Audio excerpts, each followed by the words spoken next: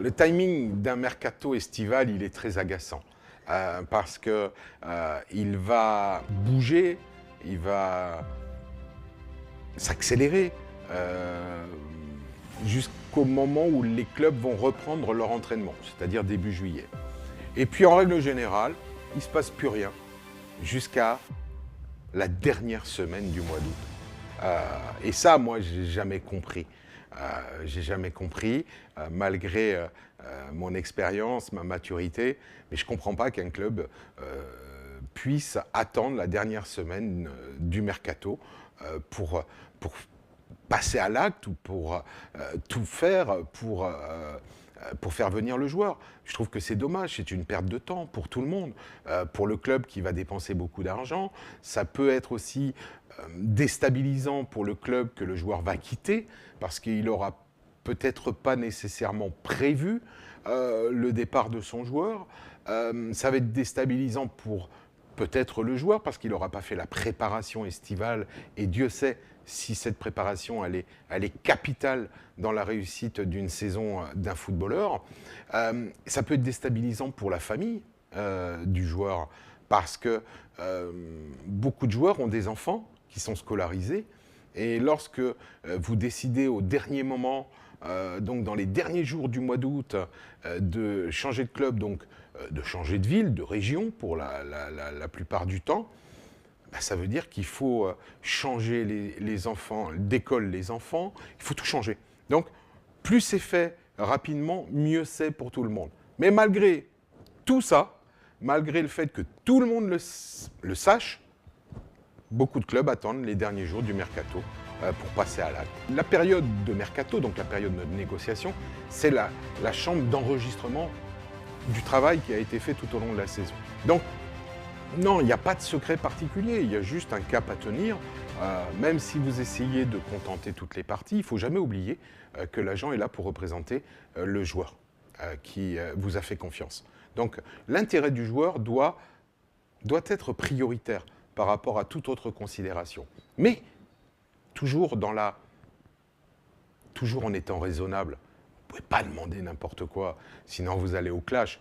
Et le fait que j'ai fait autant de transferts dans ma vie d'agent démontre bien que j'ai toujours su trouver un juste équilibre.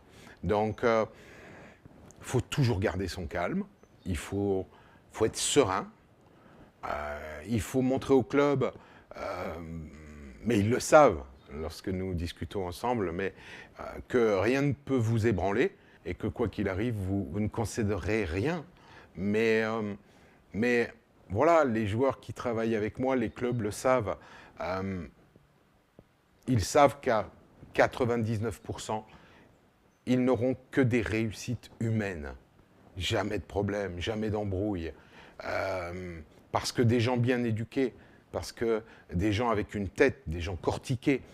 Après, l'aspect sportif, purement sportif, la réussite dépend de tellement de choses que jamais aucun président ne vous demandera de garantie à ce niveau-là. L'agent, il est là pour donner une orientation, pour conseiller, pour faire tout ce travail en amont lié à l'aspect contractuel, avoir des discussions avec le coach de l'équipe qui le veut, avec le directeur sportif, jauger lui-même si son état d'esprit, sa mentalité est compatible par rapport à tel club, par rapport à tel public, par rapport à telle mentalité.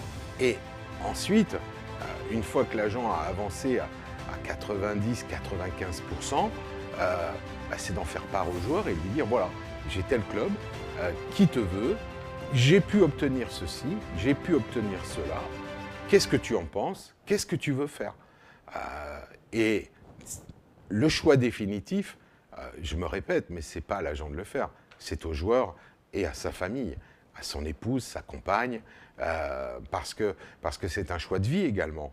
Et ça va l'engager, lui, de façon quotidienne, alors que ça n'engage pas l'agent.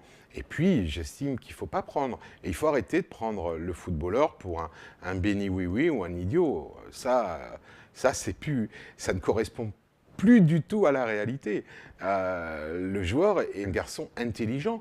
Alors, il va s'exprimer plus plus ou moins bien, parce que, bah oui, 99% de son temps est accaparé par la préparation, et qu'il va faire nécessairement, ou qu'il faisait, moins d'études que d'autres.